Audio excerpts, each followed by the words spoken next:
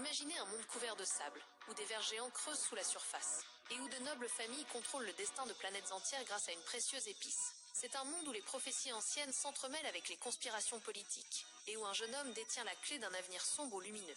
Si vous êtes prêt à plonger dans une épopée de science-fiction inoubliable, un film qui vous fera méditer sur le destin, la religion et le pouvoir, et qui vous emmènera dans un voyage visuellement époustouflant, alors vous êtes sur le point de découvrir un film qui stimulera votre esprit et éblouira vos sens.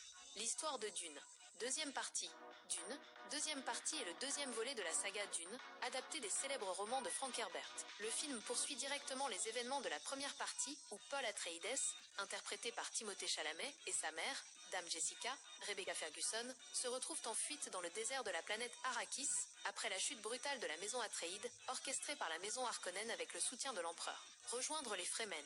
Paul et sa mère s'intègrent aux Fremen, les habitants indigènes d'Arrakis, qui sont de féroces guerriers vivant en harmonie avec le désert et ses vers des sables géants. Paul apprend leurs coutumes et leur culture, s'efforçant de gagner leur confiance. Un choix difficile.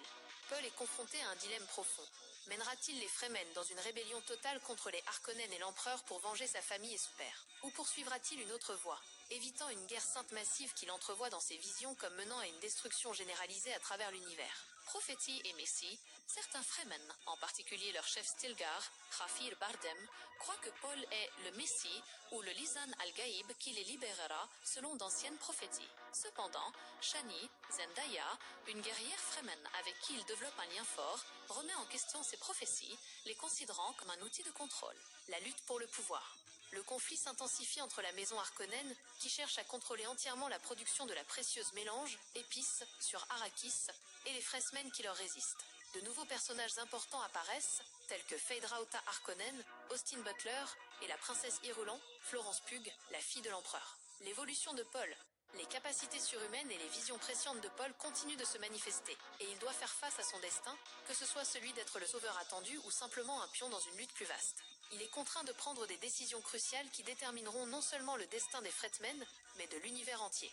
Le film plonge dans les complexités de la politique, de la religion, du destin et de l'identité, explorant comment les prophéties peuvent enflammer des guerres dévastatrices, et comment une chute sacrée pourrait devenir une nécessité pour la justice, ou peut-être conduire à des conséquences imprévues. Il offre une expérience cinématographique profonde, stimulante et visuellement spectaculaire. Après cette description excitante, êtes-vous curieux de voir une deuxième partie? Partagez vos réflexions dans les commentaires.